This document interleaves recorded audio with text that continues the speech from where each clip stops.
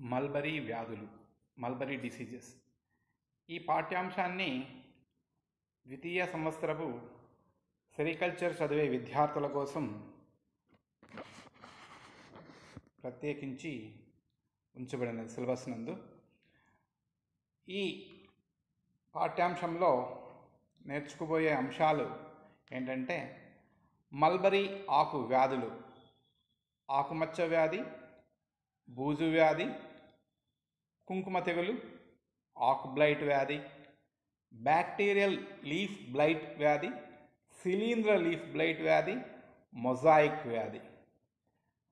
తర్వాత వేరు వ్యాధులు, మల్బరీ వేరు వ్యాధుల్లో రూట్ డిసీజెస్లో మల్బరీ నర్సరీ నందు వచ్చే వ్యాధులు వేరుముడి వ్యాధి, వేరుకుళ్ళ వ్యాధి, తెల్లవేరు కుళ్ళ వ్యాధి, ఊదా రంగు వేరు కుళ్ళ వ్యాధి. తర్వాత పోషకలోప వ్యాధులోని దీంట్లో స్థూల పోషక లోప వ్యాధులు, సూక్ష్మ పోషక లోప వ్యాధులోని నత్రజని లోప వ్యాధి లక్షణాలు, పొటాషియం లోప వ్యాధి లక్షణాలు, ఫాస్ఫరస్ లోప వ్యాధి లక్షణాలు, కాల్షియం లోప వ్యాధి లక్షణాలు, సల్ఫర్ లోప వ్యాధి లక్షణాలు, జింక్ లోప వ్యాధి లక్షణాలు. ముందుగా పరిచయం చూద్దాం. ఇంట్రడక్షన్. మల్బరీ వేగంగా పెరుగుతున్న, అభివృద్ధి చెందుతున్న మొక్క. ఆకులో చూసినట్టయితే ప్రోటీన్, చక్కెర సమృద్ధిగా ఉంటాయి. తేమ మల్బరీ బాగా ఉంటుంది.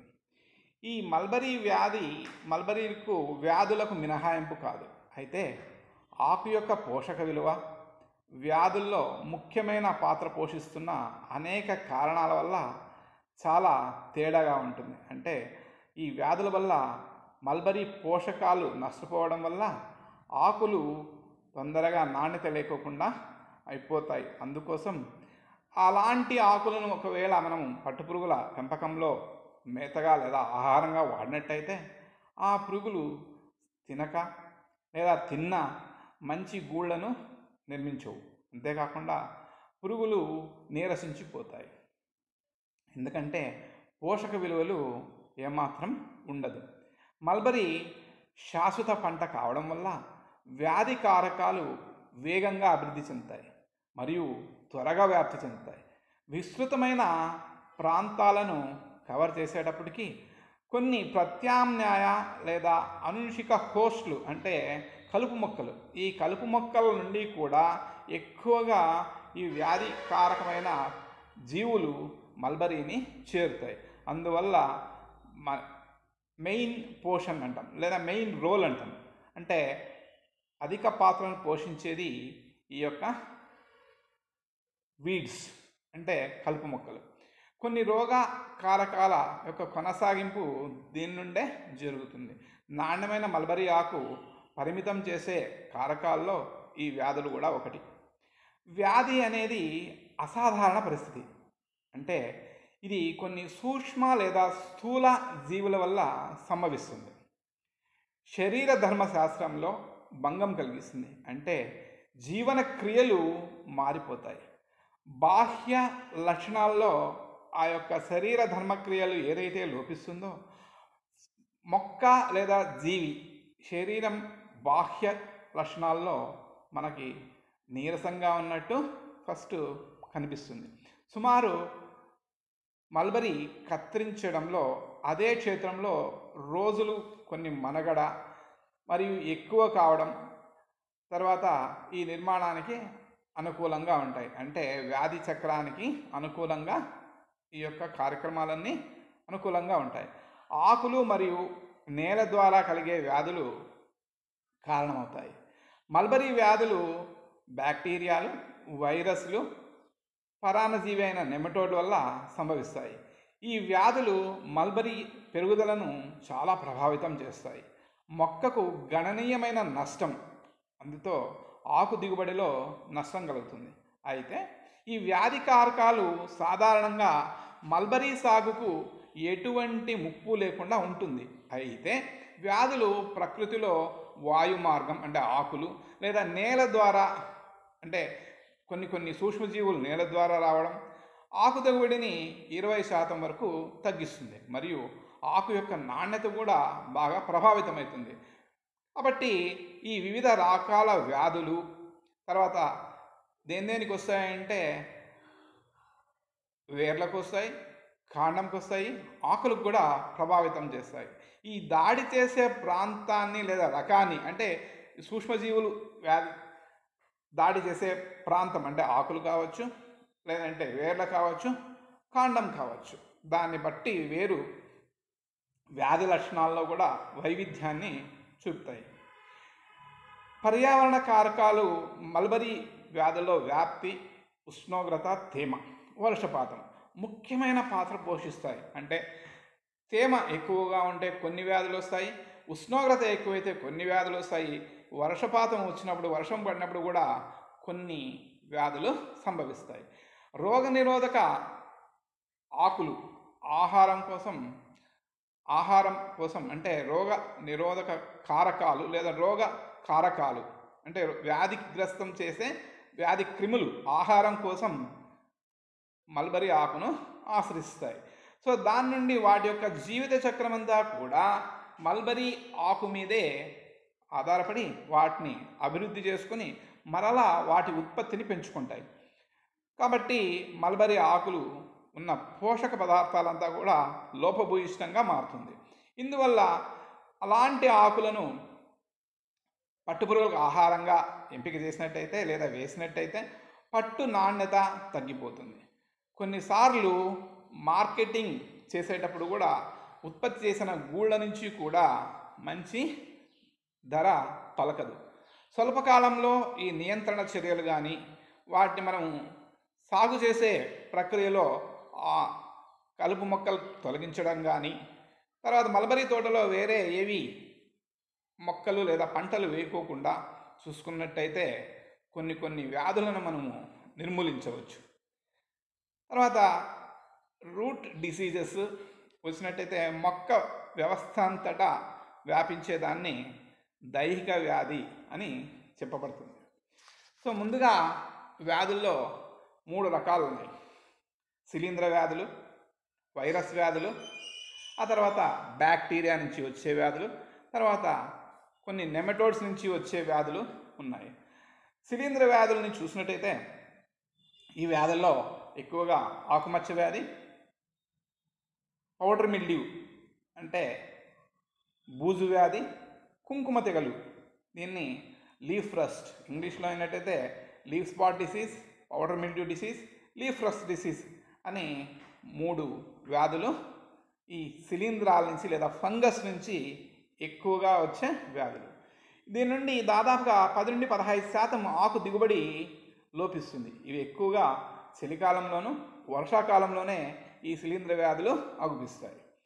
ఆకుమచ్చ వ్యాధి చూసినట్టయితే ఈ ఆకుమచ్చ వ్యాధి ఏ శిలీంధ్రం నుంచి వస్తుందంటే సర్కోస్పోరా మోరికోలా. ఇది ఆకుమచ్చ తెగుల్ని మల్బరీలో కలిగించే సూక్ష్మజీవి. ఈ శిలీంధ్రం వ్యాధి ఎక్కువగా వర్షాకాలంలోనే అధికంగా కనిపిస్తుంది. ఇవి వర్షపు చినుకుల ద్వారా గాలి ద్వారా అధికంగా వ్యాధిని వ్యాప్తి చెందిస్తుంది. ఇకపోతే సిమ్టమ్స్ అంటే తెగులు లక్షణాలు చూసినట్టయితే ఈ వ్యాధి సంక్రమించిన మొక్కల ఉపరితలంపై ముందుగా గుండ్రటి గోధుమ రంగులో ఉండే మచ్చలు అక్కడక్కడ కనిపిస్తాయి. వ్యాధి ముదిరే కొద్దీ ఈ మచ్చలు పెద్దవయ్యి కొమ్మలపై రంధ్రాలు లేదా ఆకులపై రంధ్రాలు అక్కడక్కడ ఏర్పడడానికి దారితీస్తాయి. చివరకు ఆకంతా కూడా పసుపు రంగుకు మారిపోయి ఆకు ముదరగా అంటే ఎదగకనే ముందే లేత ఆకు దశలోనే రాలిపోవడం అనేది జరుగుతుంది. జీవిత చరిత్ర చూసినట్టయితే ఈ తెగులు వర్షాకాలంలో వర్షపు చినుకులతో వ్యాప్తి చెందుతుంది. శిలీంధ్రం దట్టంగా అల్లబడిన తల్పము అంటే పానుపు లాంటి శిలీంధ్రజాలాన్ని ఉత్పత్తి చేస్తుంది. ఈ తల్పంలో కొనిడియోస్పోర్లు ఉంటాయి. ఈ కొనిడియోస్పోర్ నుంచి 3 నుండి 7 కణాల కొనీడియంలు ఉత్పత్తి చేస్తాయి.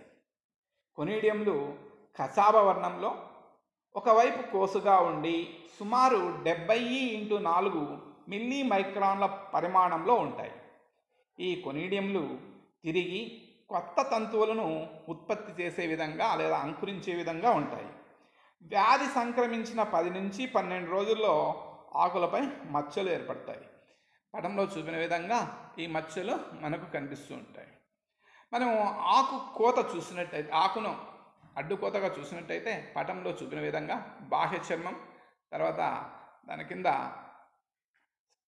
స్తంభకార కణజాలం, తర్వాత స్పాంజీ కణజాలం, అదో చర్మం అని ఉంటుంది. ఈ ఉపరితల భాగాన బాహ్య చర్మం పైన శిలీంధ్రాలు మనం మైక్రోస్కోప్లో చూసినట్టయితే కనిపిస్తాయి అన్నమాట. ఇవి గాలికి వెదజల్లబడి వేరే ఒక ఆరోగ్యమైన ఆకు మీద పడి, అది కూడా ఆకు బాహ్య లేదా ఉపరితలం పైనే మనం చూడవచ్చు. బాహ్య చర్మం పైన అది అంకురించి బాహ్య చర్మ కణాల్లో శిలీంధ్రజాలాన్ని ఏర్పరుస్తుంది. ఇది జీవిత చక్రం. నివారణ ఏ విధంగా నివారించాలి అని చూసినట్టయితే, ఈ తెగులు సంక్రమించిన మల్బరీ ఆకులు పురుగుల పెంపకానికి ఉపయోగానికి రాదు. తెగులు సోకిన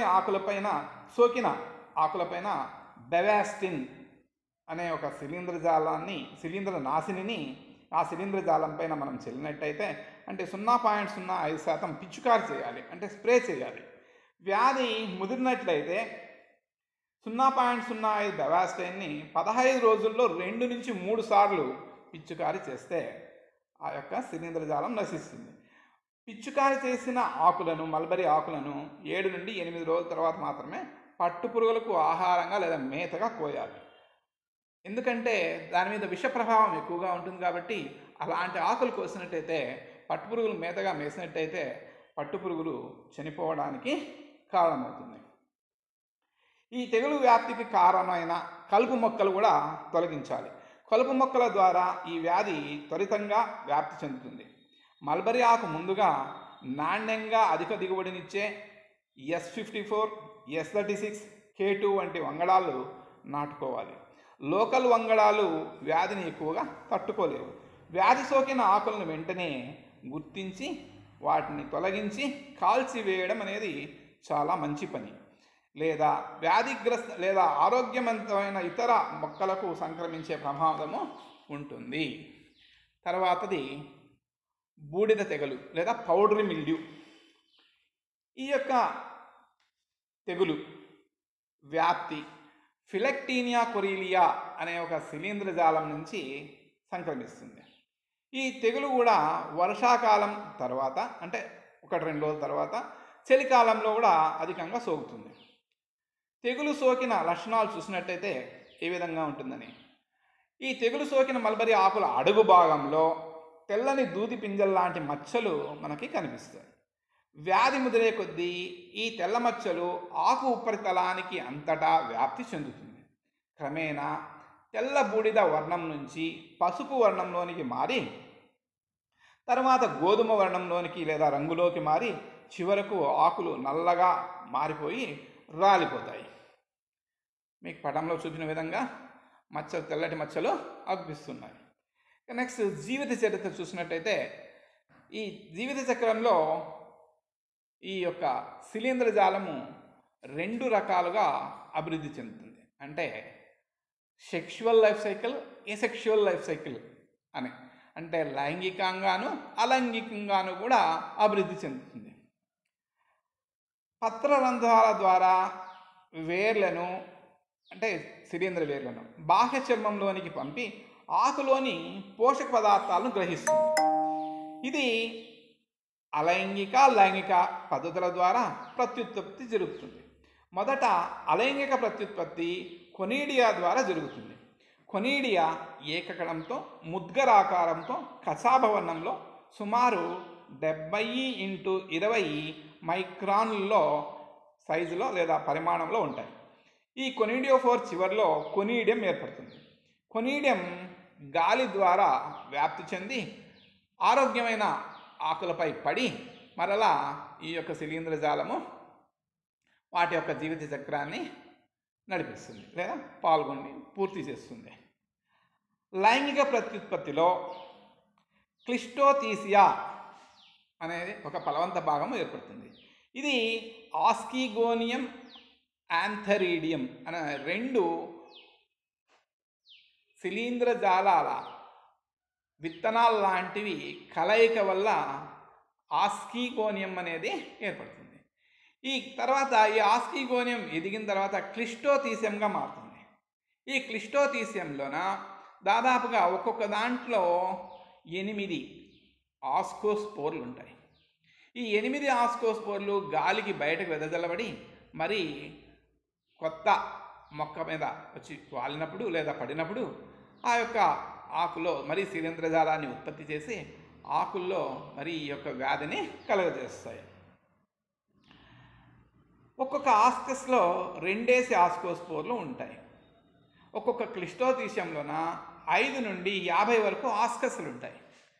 సో వీటికి అనుకూల పరిస్థితిలో ఆస్కస్ విడుదలయ్యి తర్వాత ఆరోగ్యమైన మల్బరీ ఆకు మీద పడి వ్యాప్తి అనేది చెందుతుంది.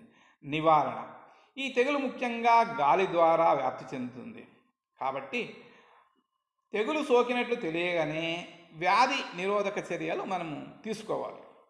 వ్యాధిని తట్టుకోగల మల్బరీ ఆకు రకాలను ఎంపిక చేయాలి.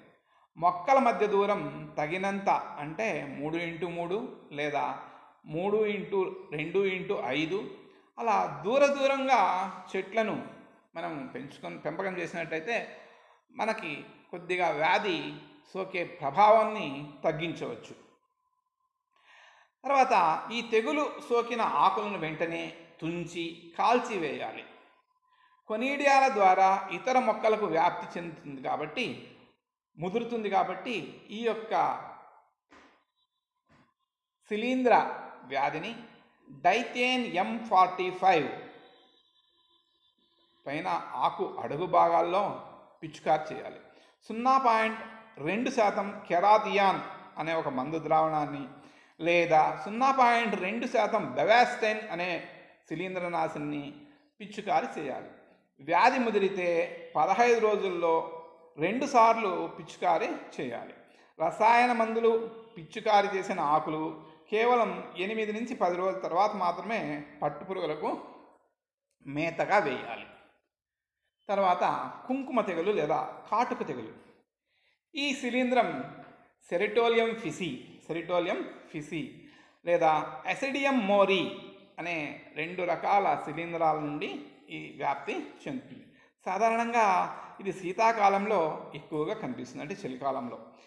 తెగులుకు లక్షణాలు అంటే ఈ యొక్క వ్యాధి లక్షణాలు, లీఫ్లెస్ లక్షణాలు చూసినట్టయితే ఈ తెగులు సోకిన మల్బరీ ఆకులు అడుగు భాగంలో గుండ్రటి గోధుమ వర్ణం లేదా నల్లటి రంగు కలిగిన స్ఫోటాలు అంటే మచ్చలు ఏర్పడతాయి. వ్యాధి ముదిరే కొద్దీ ఆకులు పసుపు రంగంలో మారి రాలిపోతాయి. ఈ వ్యాధి ముదిరిన ఆకులపై కాండంపై ఎక్కువ ప్రభావాన్ని చూపుతాయి. ఆకు కాండం మొగ్గల పెరుగుదలలో కూడా మనకు లోపం కనిపిస్తుంది. ఈ వ్యాధి సోకిన ఆకులు పట్టుపురుగులకు ఎట్టి పరిస్థితుల్లో కూడా ఆహారంగా వేయడం అనేది మంచిది కాదు.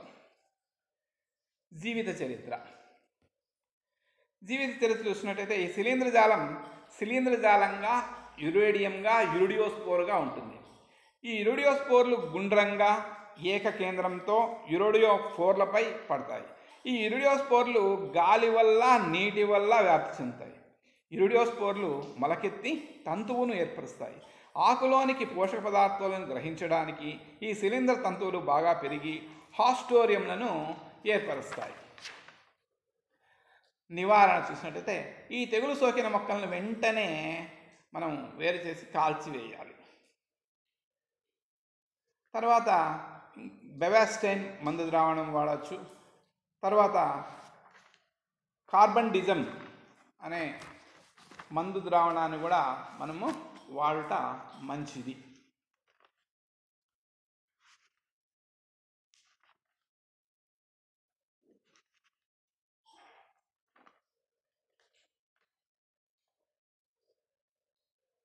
డినోకాఫ్ లేదా కార్బండిజం అనే మందు ద్రావణం కూడా 0.2% ఆకుల అడుగు భాగంలో పిచికారి చేయటం వల్ల ఈ వ్యాధిని మనము నిర్మూలించవచ్చు.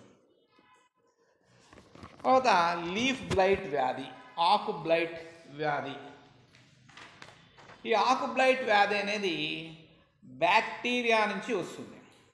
సాధారణంగా ఈ తెగులు వ్యాప్తికి సూడోమోనస్ మోరై అనే ఒక బ్యాక్టీరియా ఈ తెగులు సోకిస్తుంది. సామాన్యంగా ఈ తెగులు వర్షాకాలంలో ఎక్కువగా కనిపిస్తుంది. ఈ తెగులు సోకిన మొక్కలు పెరుగుదలలో లోపం మనకి స్పష్టంగా అగుపిస్తుంది. ఈ లక్షణాలు చూసినట్టయితే అంటే ఈ యొక్క తెగులు సోకిన ఆకులు ఏ విధంగా ఉంటాయి అన్నట్టయితే పటంలో చూపిన విధంగా ఆకులో అడుగు భాగంపై అక్కడక్కడ ఫస్ట్ చిన్న చిన్న మచ్చలు, నీటి తుంపర్ల వల్లే ఉన్న మచ్చలు ఏర్పడతాయి. తెగులు ముదిరే కొద్దీ ఆకులు ముడుచుకోవడం, ఆకుల రంగు చివరికి నల్లగా మారిపోవడం మనం గమనించవచ్చు. తర్వాత దశలో ఆకులు రాలిపోవడం జరుగుతుంది. వ్యాధి సోకిన కాండంలో కొమ్మల మీద నల్లని నిలువైన మచ్చలు కూడా ఏర్పడతాయి. ఈ తెగులు సోకిన మొక్క పెరుగుదల ఆగిపోతుంది. జీవిత చరిత్ర. మొక్కలు నాటిన నేలలో మట్టి ఈ తెగులు వ్యాప్తికి కారణం ప్రాథమికంగా ఏర్పడుతుంది. తర్వాత దశలో వ్యాధి సోకడానికి ఇతర జీవకాలు అంటే బయలాజికల్ ఏజెంట్స్, మొక్కలపై ఏర్పడే కణాలు, నీటిపారుదల, వాహకాల ద్వారా తెగులు వ్యాప్తి చెందుతుంది. బ్యాక్టీరియా 23 డిగ్రీ సెంటీగ్రేడ్ నుండి 30 డిగ్రీ సెంటీగ్రేడ్ ఉష్ణోగ్రత వద్ద తెగులు వ్యాప్తి అధికంగా ఉంటుంది.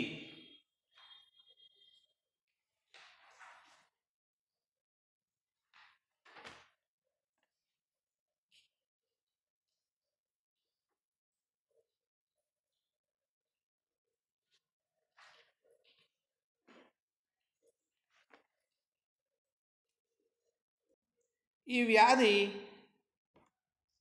ఆకుల యొక్క పీట్యూల్స్, చిన్న చిన్న కాండాలు, ఈనెలకు కూడా వ్యాప్తి చెందుతుందన్నమాట. నెక్స్ట్ వచ్చేసి నల్లటి చారలు కూడా అగుపిస్తాయి. ఎక్కువగా ఉన్నట్టయితే వర్షాకాలంలో, చలికాలంలో మనం 35 రోజులు తర్వాత ప్రూనింగ్ చేసిన తర్వాత 70వ రోజుకి ముందు ప్రూనింగ్ చేసే ముందు 5 నుండి 10% మనం ఈ ఆకుని కోల్పోతాం. కాబట్టి ఎక్కువ టెంపరేచర్ అంటే 28 నుంచి 30 డిగ్రీ సెంటీగ్రేడ్లోన హ్యూమిడిటీ 50% ఉంటే వీటి యొక్క ఫేవరబుల్ కండిషన్ అంటే అనుకూల పరిస్థితులు. కాబట్టి మనం అక్కడ జాగ్రత్తగా చూసుకోవాలి. ఈ వ్యాధి కల మొక్కలను పూర్తిగా పెకిలించి వాటిని తగలబెట్టాలి.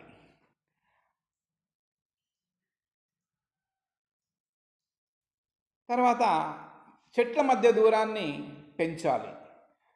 0.1% కాన్సన్ట్రేషన్ లేదా సాంద్రత కలిగిన స్ట్రెప్టోమైసిన్ లేదా స్ట్రెప్టోసైక్లిన్ మందు ద్రావణాన్ని మనము పిచికారి చేయాలి. అంటే 1 గ్రామ్ కెమికల్కి 10 లీటర్లు మనం నీటిని వాడి పిచికారి చేసినట్టయితే ఈ వ్యాధిని తగ్గించవచ్చు. శిలీంధ్ర ఆకు బ్లైట్ వ్యాధి. ఇది ఆల్టర్నేరియా ఆల్టర్నేట్ లేదా ఫెసిరియం పాలిడర్సియం అనే ఒక శిలీంధ్రజాలం నుండి వస్తుంది. ఎక్కువగా వర్షాకాలంలోనే అగుపిస్తుంది. 45 రోజుల తర్వాత ప్రూనింగ్ చేసిన తర్వాత మనం ఎక్కువగా 70 రోజుల తర్వాత ఈ యొక్క వ్యాధిని చూడవచ్చు. ఈ వ్యాధి వలన ఆకు దిగుబడి 10 నుండి 10% తగ్గిపోతుంది. ఆకు నాణ్యత కూడా లోపిస్తుంది. దీనికి కాజిటివ్ ఏజెంట్ అంటే ఈ యొక్క ఫంగల్ కారణం శిలీంధ్ర కారకం స్పోర్స్ కొనీడియా ఎక్కువగా నీటిలోను తర్వాత గాలిలోను వెదజల్లబడి అభివృద్ధి చెందుతాయి. సాధారణంగా ఉష్ణోగ్రత 25 నుంచి 30 డిగ్రీ సెంటీగ్రేడ్ ఉన్నప్పుడు, తేమ శాతం 40 నుంచి 60% ఉన్నప్పుడు అనుకూలంగా ఈ యొక్క ఫంగస్ లేదా శిలీంధ్రం పెరుగుతుంది. ఈ వ్యాధి సాధారణంగా ఆకు యొక్క అగ్రభాగాలను నలుపు రంగుకు మార్చేస్తుంది. అదేవిధంగా ఆకుల అంచులు కూడా నలుపు రంగుకు మారిపోతాయి. తర్వాత ఇర్రెగ్యులర్ బ్రౌన్ కలర్డ్ ప్యాచెస్ అంటే క్రమరహితమైన గోధుమ రంగు మచ్చలు లేదా ప్యాచెస్ ఏర్పడతాయి. ఈ వ్యాధి తొందరగా ఆకంతా వ్యాప్తి చెందుతుంది. కాబట్టి ఇలాంటి వాటిని మనం ఏ విధంగా నిర్మూలించాలంటే సాధారణంగా మొక్కల మధ్య దూరం అంటే ప్లాంటేషన్ చేసేటప్పుడు పెయిడ్ రో సిస్టమ్ అంటే జంట వరుసల పద్ధతిలో మనము మొక్కలు నాటినట్టయితే ఈ వ్యాధి ఒక మొక్క నుండి ఇంకొక మొక్కకు సోకడానికి ఎక్కువగా వ్యవధి పడుతుంది. ఈ లోపల మనము ఆకు కోసుకోవడానికి టైం సరిపోతుంది. తర్వాత 0.2% డైమిథేన్ M45 లేదా మోనోకాబ్జ్ 75% అంటే 75% మనం ఆకుల వెనుక పిచికారు చేసినట్టయితే ఈ వ్యాధిని నిర్మూలించవచ్చు. తర్వాత మొజాయిక్ వ్యాధి. మొజాయిక్ వ్యాధి వైరస్ నుంచి వచ్చే వ్యాధి. అంటే ఈ వైరస్ అనేది ఇన్సెక్ట్ వెక్టార్స్ అంటాం. అంటే కీటకాలు ఏవైతే ఉన్నాయో ఆకుల మీద రాలేవి లేదా ఆకు రసం పీల్చేవి అలాంటి కీటకాల ద్వారా ఈ వైరస్ వ్యాప్తి చెందుతుంది. సాధారణంగా ఎక్కువగా ఆకుపచ్చ రంగులో ఉన్న వీన్స్ వాటి మీదే ఈ యొక్క వైరస్ దాడి చేస్తాయి. ఎప్పుడైతే అక్కడ ఆ కీటకాలు ఆకు రసాన్ని పీల్చుకున్నాయో ఆకు రసంతో పీల్చుకునేటప్పుడు ఈ యొక్క వైరస్ని విడుదల చేస్తాయి. ఈ విడుదల చేసినప్పుడు అక్కడున్న ఈనెలు అక్కడక్కడ మచ్చలు నలుపు రంగులోను చిన్న చిన్న గ్రీన్ ప్యాచెస్ ఫస్ట్ ఏర్పడతాయి. ఇవి ఆకు అంతా వ్యాపించి ఆకులు చుట్టుకొని పోతాయి. తర్వాత క్లోరోసిస్ లెసన్స్ అంటే పసుపు రంగు మచ్చలు కూడా మనం ఆకు ఉపరితలాన మనం చూడవచ్చు. తర్వాత ఈ ఫలితం చూసినట్టయితే ఆ విధంగా మారిన తర్వాత ఆకు యొక్క క్వాలిటీ తగ్గిపోతుంది, అంటే నాణ్యత తగ్గిపోతుంది. తర్వాత మొక్క ఏపుగా పెరగదు, అంటే ఏ స్థాయిలో ఉంటుందో ఏ స్థాయిలో ఉంటుందో మొక్క పరిమాణం అదే స్థాయిలో ఉండిపోతుంది, చిన్నగా ఉండిపోతుంది. రిటార్టెడ్ అని పిలుస్తాం దాన్ని. తర్వాత ఆకు యొక్క సైజు కూడా తగ్గిపోతుంది. ఇవి లక్షణాలు. మనము ఈ యొక్క వ్యాధి చక్రాన్ని చూసినట్టయితే it spreads primarily through infected plants. ఒకవేళ ఆ మొక్కలకు ఈ వ్యాధి సోకినట్టయితే ఆ మొక్కల ద్వారా కూడా ఈ వ్యాధి సోకుతుంది. వైరస్ లోపల ఉన్నట్టయితే హోస్ట్ టిష్యూలో అంటే కణజాలంలో ఉన్నట్టయితే అది మొత్తం అంతా కూడా ఇన్క్యుబేషన్ పీరియడ్ 7 నుంచి 25 రోజులు. అది కూడా వాతావరణ పరిస్థితులు బట్టి ఈ యొక్క ప్యాథోజన్ అంటే వైరస్ దాని యొక్క వ్యాప్తిని లేదా దాని యొక్క జీవిత చక్రాన్ని చూపిస్తుంది. ముందుగా మనకి ఎలాంటి లక్షణాలు కనిపించవు. 7 నుండి 25 రోజుల తర్వాత మనకి లక్షణాలు అనేటివి కనిపిస్తాయి. ఈ యొక్క వ్యాధి సాధారణంగా వర్షాకాలంలోనే కనిపిస్తుంది. ఈ వ్యాధి సోకిన మొక్కలను మనం ఏ విధంగా నివారించాలంటే వ్యాధి సోకిన మొక్కలను మొత్తంగా తీసేసి లేదా పెకలించి వేర్లతో పాటు తగలబెట్టాలి. తర్వాత పాత మొక్కలు ఏవైనా ఉన్నట్టయితే మల్బరీ మొక్కలు మన పొలంలో వాటిని కూడా తీసి తగలబెట్టాలి. మనము ప్లాంటేషన్ చేసే కన్నా ముందు ఆ కొమ్మల్ని తర్వాత టూల్స్ని అన్నిటినీ కూడా రోగకారక క్రిమి నిర్మూలన చేసినట్టయితే మంచిది. It is advised to select only virus free plants. అంటే మనకి వైరస్ సోకని మొక్కల్ని మనం ఎంపిక చేసుకుని వాటి యొక్క గ్రాఫ్ట్స్ కానీ కటింగ్స్ కానీ, గ్రాఫ్టింగ్స్ అంటే అంటు కట్టేది కానీ లేదంటే శాఖీయోత్పత్తి చేసే కానీ వైరస్ లేని మొక్కల నుంచి మనము ఎంపిక చేయాలి. మనం precautions to be taken while spraying the fungicides. అంటే ఫంగిసైడ్ అంటే ఏంటి అంటే ఫంగస్ని నిర్మూలించే రసాయన పదార్థాన్నే మనము ఫంగిసైడ్ లేదా శిలీంద్రనాశిని అని పిలుస్తాం. సాధారణంగా వీటిని మనం స్ప్రే చేసేటప్పుడు అంటే పిచికారి చేసేటప్పుడు కొన్ని జాగ్రత్తలు తీసుకోవాలి. మనం పిల్లల్ని కానీ ఎవరికైనా వూండ్స్ అంటే గాయాలు చిన్నవి ఉన్నట్టయితే అలాంటి వాళ్ళని మనం పిచికారి చేసేటప్పుడు దగ్గరికి రానివ్వకూడదు. తర్వాత మనం కళ్ళలో పడుకోకుండా గగుల్స్ అంటే పెద్ద నల్లటి కంటి అద్దాలు వేసుకోవడం, చేతులకి గ్లౌస్ వేసుకోవడం అలాంటివి స్ప్రేయింగ్ చేసేటప్పుడు జాగ్రత్త తీసుకోవాలి, అంటే వేసుకొని చేయాలి. ఫంగిసైడ్ అంటే మనము ఆ శిలీంద్రనాశిని నీళ్ళలో కలిపేటప్పుడు చేతులతో ఎటువంటి పరిస్థితుల్లో కలపరాదు. రాడ్ కానీ లేదంటే ఒక స్టిక్ కానీ తీసుకొని కలపాలి. Do not blow the nozzle, అంటే ఏదైనా నాజిల్లో ఈ యొక్క కెమికల్ రసాయన పదార్థం చిక్కున్నట్టయితే నోటితో పొరపాటున కూడా మనము ఊదరాదు. ఏదైనా పిన్స్ ఏదైనా కానీ నీడిల్స్ కానీ తీసుకొని వాటిని శుభ్రపరచుకోవాలి. తర్వాత ఈ యొక్క మందు ద్రావణాన్ని అర్లీ మార్నింగ్ లేదా లేట్ ఈవినింగ్ మాత్రమే స్ప్రే చేయాలి, మధ్యాహ్న వేళల్లో చేయకూడదు. తర్వాత వర్షాకాలంలో కూడా ఈ యొక్క మందు ద్రావణాలని మనము పిచికారి చేయకూడదు. అంతేకాకుండా ఎదురు గాలికి మనము స్ప్రే చేయకూడదు. మనము ఈ మందు ద్రావణాన్ని ఏ విధంగా తయారు చేసుకోవాలి అని చూసినట్టయితే, ఉదాహరణకి 0.2% సొల్యూషన్ లేదా పదార్థాన్ని లేదా ద్రావణాన్ని మనం తయారు చేసుకోవాలంటే కెమికల్ని 2 గ్రాములు లేదా మిల్లీలీటర్లు, అంటే పొడి అయితే గ్రాములు, నీట్గా లేదా ద్రావణంగా ఉన్నట్టయితే మిల్లీలీటర్లో తీసుకొని 1 లీటర్ నీటికి మనము కలపాలి.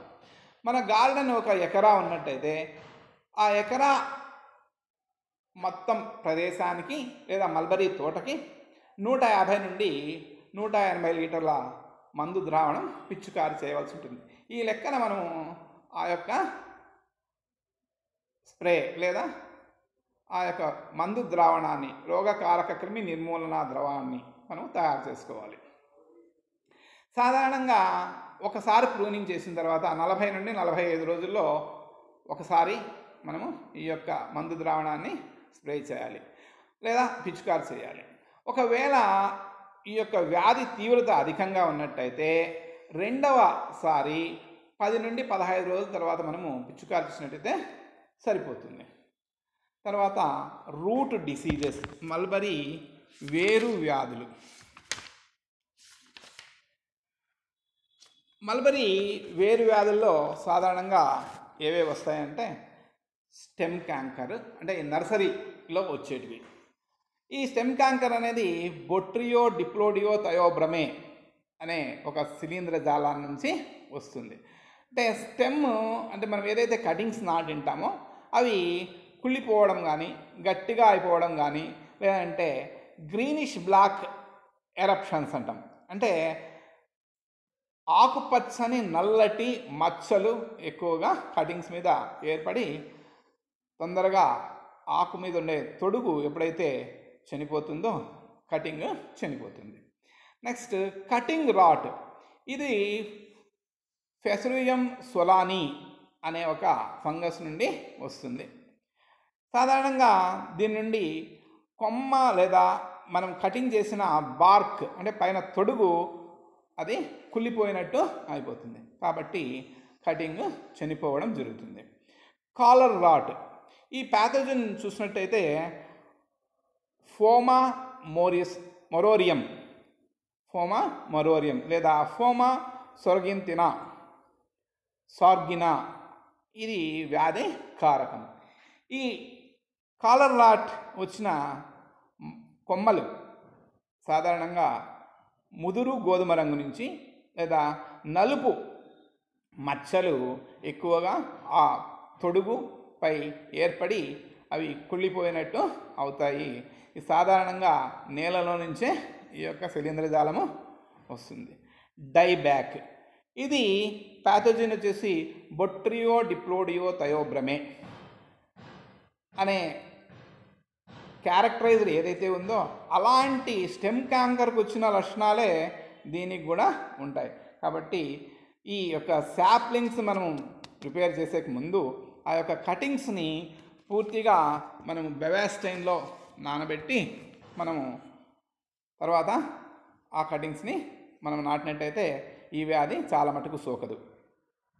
లేదంటే 0.1 డైథేనియం M45 ద్రావణంలో హాఫ్ అన్ అవర్, అంటే ఒక అర్ధగంట సేపు ప్లాంటేషన్ చేసే ముందు ఆ మందు ద్రావణంలో కటింగ్స్ అన్నింటినీ నానబెట్టి తర్వాత నర్సరీ బెడ్లో నాటినట్టయితే తర్వాత మనం ఇరిగేషన్ చేసినప్పుడు కూడా ఈ యొక్క వ్యాధులు రాకోకుండా ఉంటాయి. తర్వాత వేరుముడి వ్యాధి. ఈ వ్యాధి మెలిడోగైనే ఇన్కాగ్నిటా అనే ఒక నెమటోడ్ జీవి వలన వస్తుంది. ఇది నెమటోడ్ వర్గానికి చెందిన ఒక పరాన్న జీవి. వ్యాధి లక్షణాలు చూసినట్టయితే వ్యాధి సోకిన మొక్కల్లో పెరుగుదల ఆగిపోతుంది, ఉపరితలంలో కణజాల క్షయం ఏర్పడుతుంది, మొక్కల ఆకులు ఆకుపచ్చ నుండి పసుపు రంగులోకి మారిపోతాయి, వేర్లలో మనం తీసి చూసినట్టయితే ముడులు లేదా వ్రణాలు అంటే వేర్లన్నీ గంట్లు గంట్లుగా ఉంటాయి. కాబట్టి ఈ వ్యాధిని గుర్తించవచ్చు. అంతేకాకుండా మొక్కలోని పోషక కణజాలం, దారు కణజాలం పూర్తిగా నష్టపోయి ఆహారం, నీరు, లవణాలను సరఫరా కాకుండా అంతరాయం కలిగిస్తుంది. జీవిత చక్రం చూసినట్టయితే వేరుముడి వ్యాధి కలిగించే ముఖ్యంగా 3 దశలు కలిగి ఉంటాయి. ఒకటి గుడ్డు దశ, డింబక దశ, ప్రౌఢ దశ. ఈ ప్రౌఢజీవి 200 నుంచి 320 వరకు జిగురుతో కప్పబడిన దీర్ఘవృత్తాకార గుడ్లని ఉంచుతుంది. ద్వితీయ దశలోన అంటే ద్వితీయ సాంక్రామిక దశ లేదా డింబక దశలో శూకిక అనే ఒక చిన్న పదునైన ముళ్ళు లాంటి నిర్మాణము ఈ డింబకానికి ఉంటుంది. దానితో వేరుకి ప్రాథమిక వేర్లకి రంధ్రం చేస్తుంది. రంధ్రం చేసేసి ఉపబాహ్య చర్మ పొరలో ఈ యొక్క డింబకం లోనికి చేరుకుంటుంది. ఎప్పుడైతే లోపల చేరుకుంటుందో అక్కడ ఉన్న విభాజ కణావళి ఎక్కువగా విభజన చెంది దాని చుట్టూ అంటే ఆ డింబకం చుట్టూ ఒక గంటులాగా లేదా ముడులాగా ఆ కణాలన్నీ ఏర్పడతాయి. తర్వాత లోపల వెళ్ళిన తర్వాత ఆ మొక్కలోని కణజాలాన్ని అంతా తింటూ లోపల వరకు అంటే ఏమి కార్టెక్స్ అయిపోయిన తర్వాత నాళికా పుంజాలు, దారువు, పోషక కణజాలను కూడా ఇది తిని లోపలంతా కణజాల క్షయం చేస్తుంది. అక్కడ ఆశ్రయం ఏర్పరచుకున్న తర్వాత కొన్ని రోజుల్లో బాగా పెద్దదై మరి బయటికి వస్తుంది. బయటికి వచ్చిన తర్వాత ఆ లోపల స్త్రీ జీవిలో గుడ్లు ఏర్పడతాయి. తర్వాత బయట వచ్చి నేలల్లో జిగురు పదార్థంలో గుడ్లని ఉంచుతుంది.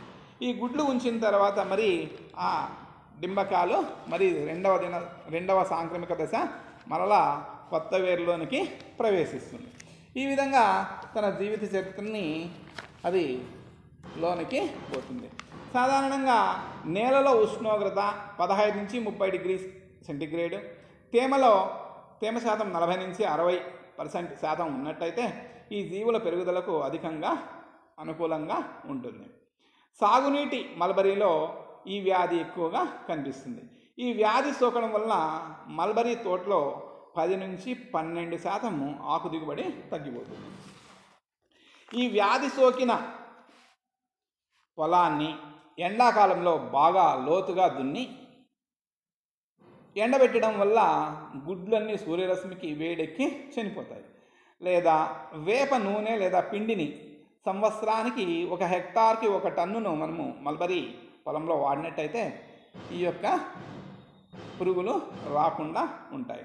ఆల్డికార్బ్ అనే ఒక మందు ద్రావణం లేదా కార్బోఫ్యూరాన్ అనే ఒక మందు ద్రావణాన్ని సంవత్సరానికి 1 హెక్టార్కి 30 కిలోల చొప్పున ఎరువుతో పాటు మనం కలిపి నేలలో వేసినట్టయితే ఈ నెమటోడ్లు తిని చనిపోవడం అనేది జరుగుతుంది.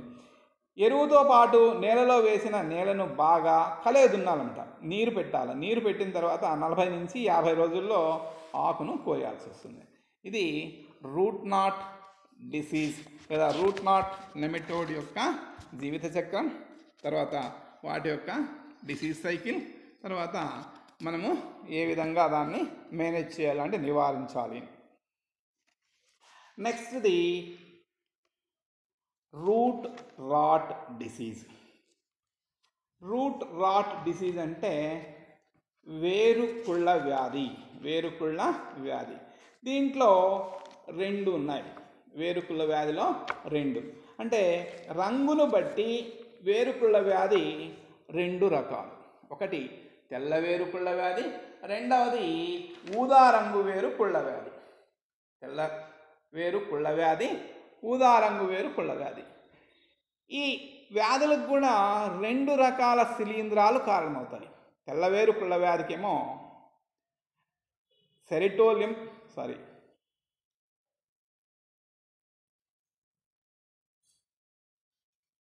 రోసిలీనియా నెకట్రిక్స్ అనే ఒక శిలీంధ్ర జాలము దీనికి కారణమవుతుంది. ఈ రోసిలీనియా నెకట్రిక్స్ శిలీంధ్రం వలన వచ్చిన ఈ వ్యాధి ఆస్కోమైసిటిస్ అనే తరగతికి చెందిన శిలీంధ్ర జాలం. మనం వ్యాధి లక్షణాలు చూసినట్టయితే ఈ వ్యాధి సోకిన మొక్కలు బలహీనంగా ఉంటాయి. వ్యాధి సోకిన వేరు భాగం మనం తవ్వి చూసినట్టయితే నేలలో తెల్లటి బూడిద రంగులో ఉండే వలలాంటి అల్లిక లాంటి శిలీంధ్ర జాలంతో కప్పబడి ఉంటుంది. మొక్కను పెకలించి చూసినట్టయితే వేరు వ్యవస్థ అంతా కుళ్ళిపోయి బూడిద రంగులో ఉన్నట్టు శిలీంధ్ర జాలం అంతా కనిపిస్తుంది. ఈ వ్యాధి చక్రం చూసినట్టయితే ఈ వ్యాధి శిలీంధ్ర భాగాలు అయిన స్క్లోరోషియం క్లామిడోస్పోర్లు మరియు కొనీడియం ద్వారా వ్యాప్తి చెందుతుంది. అనుకూల పరిస్థితుల్లో లైంగిక ప్రత్యుత్పత్తి జరిపి ఆస్కస్ మరియు ఆస్కోస్పోర్లను పెరితీషియంలో ఉత్పత్తి చేస్తుంది. ఈ పెరితీషియం అనేది ఫలవంతమైన శిలీంధ్ర జాలం. ఒక్కొక్క ఆస్కస్లో 8 ఆస్కోస్పోర్లు ఉంటాయి. అనుకూల పరిస్థితుల్లో కలుపు మొక్కల వేర్ల ద్వారా మల్బరీ ప్రాథమిక వేర్లను చేరి సూక్ష్మమైన హైఫేలను ఈ యొక్క శిలీంధ్ర జాలం మల్బరీ వేరు బాహ్యశ్రమంలోనికి పంపిస్తుంది.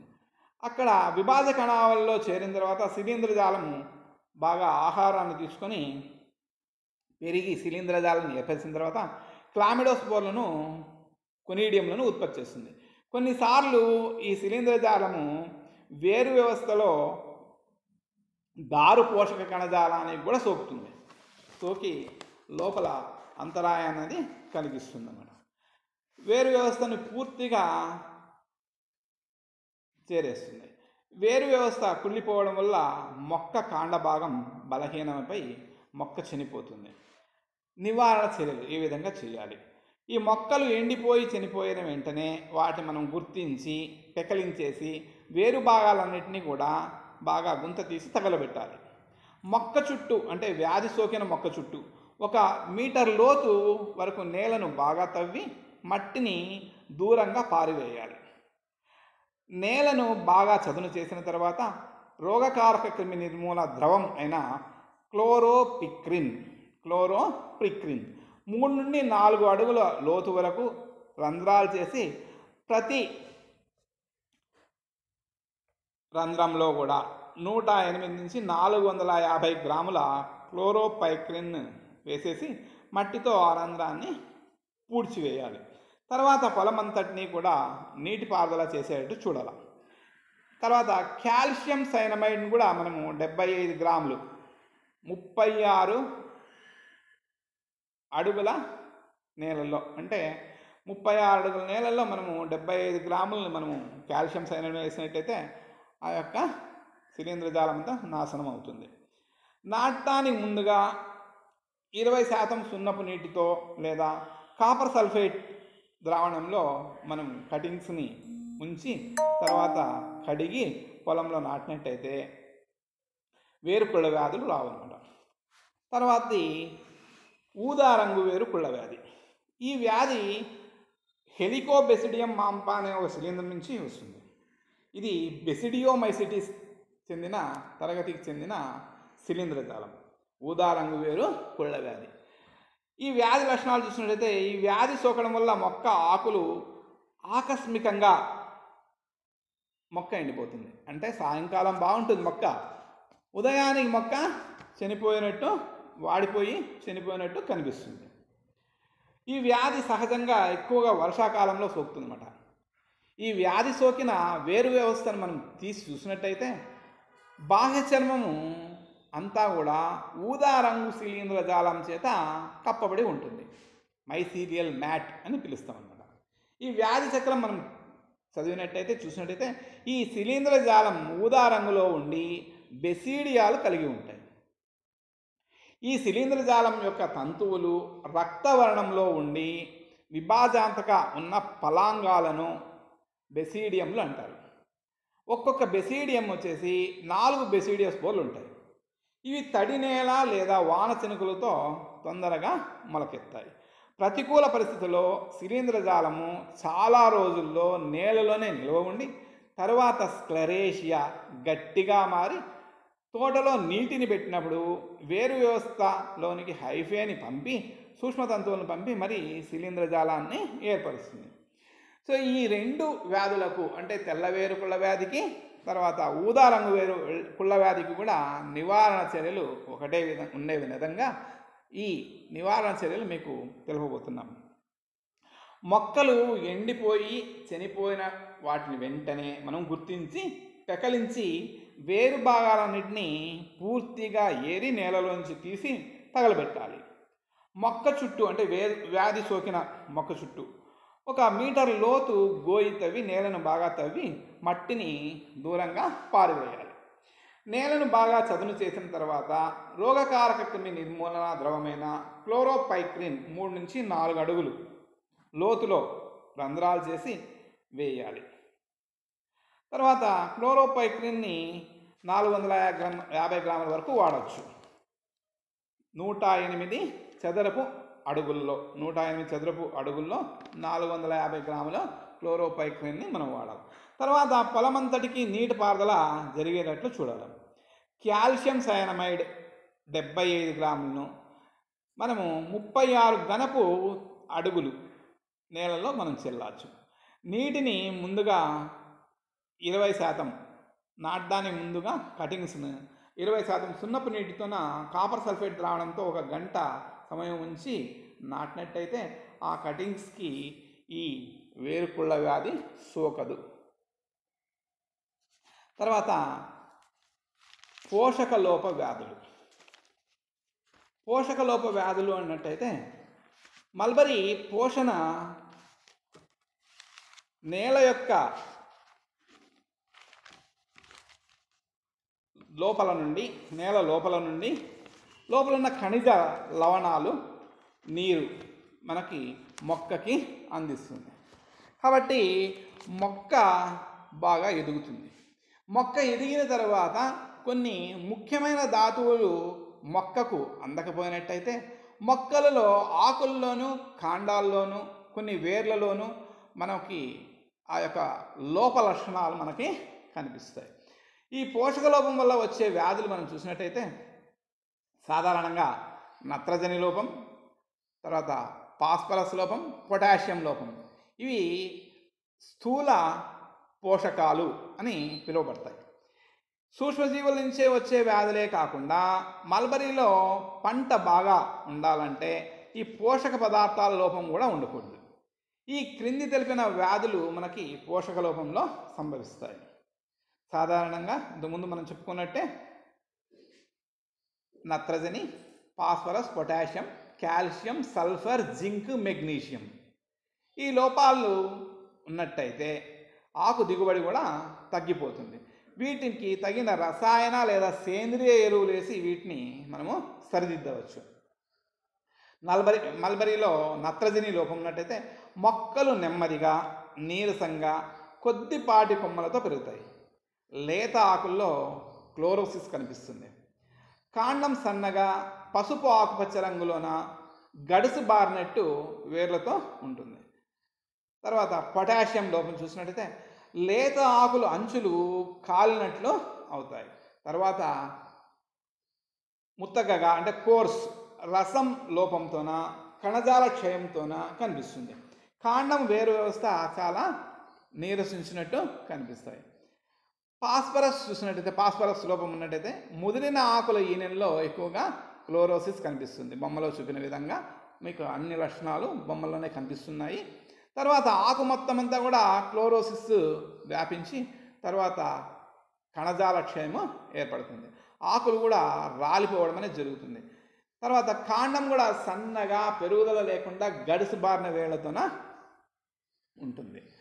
సో ఇలాంటి లోపాలు మనకు కనిపించినట్టయితే ఇంకా మనము నత్రజని దేనికి కాన్స్టిట్యూట్ అంటే లోపల ఆకుపచ్చ రంగులో ఉండాలంటే అంటే ఆకులు బాగా ఉండాలంటే కిరణజని సంయోగ క్రియ జరగాలంటే మెగ్నీషియం బాగా ఉండాలంటే ఈ నత్రజని ప్రముఖ పాత్ర వహిస్తుంది. అంతేకాకుండా మనకి డిఎన్ఏలో లోపం కూడా కలుగుతుంది నత్రజని లేకపోయినట్టయితే. కాబట్టి డిఆక్సిరైబో కేంద్రకం న్యూక్లిక్ ఆమ్లము కేంద్రక ఆమ్లాలు కూడా బాగా ఉన్నట్టయితే మల్బరీ ఆకుపచ్చగా బాగా సక్యులెంట్గా నాణ్యతగా ఉన్నట్టు అగుపిస్తాయి. నత్రజని లోపం వచ్చిన వ్యాధులు బొమ్మలో చూపిస్తాను. ఫాస్ఫరస్ లోప వ్యాధి, పొటాషియం లోప వ్యాధి.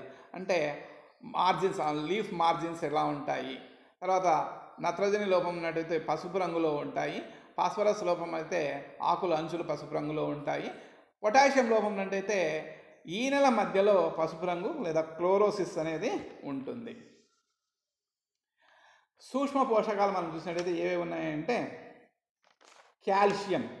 కాల్షియము లేత ఆకుల ఈనెల వెంట కణజాల క్షయము ఆకులు రాలిపో కనిపిస్తాయి అన్నమాట. కాండము గడుసుబారి చెక్క వలె మారిపోతుంది. కాండము చిన్నగా పసుపు రంగు కొనలతోనే ఉంటుంది. వేర్లు మొద్దుగా పొడిగా మారుతాయి. తర్వాత సల్ఫర్ లోపం ఉన్నట్టయితే ఆకుల్లో కొంచెం క్లోరోసిస్ కనిపిస్తుంది, మొక్క పెరగదు. జింక్ లోపం ఉన్నట్టయితే ఆకుల యొక్క ఈనెల మధ్య పసుపు రంగు మచ్చలు ఏర్పడతాయి. సో వీటి యొక్క నివారణ ఏ విధంగా చేయాలంటే నత్రజని ఎరువులైన ammonium phosphate, ammonium nitrate, potassium nitrate, calcium nitrate అనే వాటిని తగిన డోసేజ్, అంటే ఎంత కావాలో అంత రికమెండెడ్ డోసేజ్ మనం వాడినట్టయితే నత్రజని లోపాన్ని సరిదిద్దవచ్చు.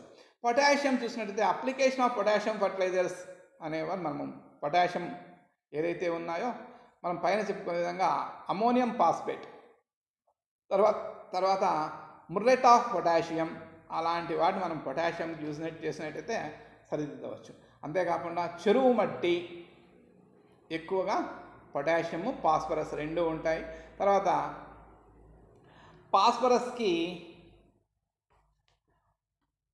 నివారణకు ఫాస్ఫరస్ ఎరువులను మనము వేయాలి. ట్రిపుల్ సూపర్ ఫాస్ఫేట్ అనేది ఎక్కువగా దొరుకుతుంది. అలాంటి దాన్ని త్వరగా మనం వాడచ్చు. ఈ మూడింటి లోపాన్ని సరిదిద్దాలంటే ఎన్పికే అనే ఎరువు దొరుకుతుంది. అంటే దీన్ని విజయ్ 17-17-17 అని అలాంటి లేదా 21-21-21 అని ఈ ఎన్పికే ఎరువుల్ని మనము వాడినట్టయితే మనము ఈ లోపాలని సరిదిద్దచ్చు. కాల్షియం లోపం ఉన్నట్టయితే మనం సున్నాన్ని నేరుగా మనము నేలకి అప్లై చేయాలి. కాల్షియం నైట్రేట్ కూడా మనం వాడవచ్చు. తర్వాత సల్ఫర్ లోపం ఉన్నట్టయితే దీనికి అమ్మోనియం సల్ఫేట్ మనం వాడినట్టయితే కోళ్ల పెంట, తర్వాత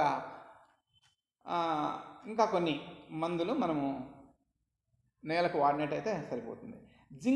జింక్ సల్ఫేట్ అనేదాన్ని మనం వినియోగించినట్టయితే ఈ వ్యాధులను మనము పోషకలోపం వ్యాధుల్ని అరికట్టవచ్చు.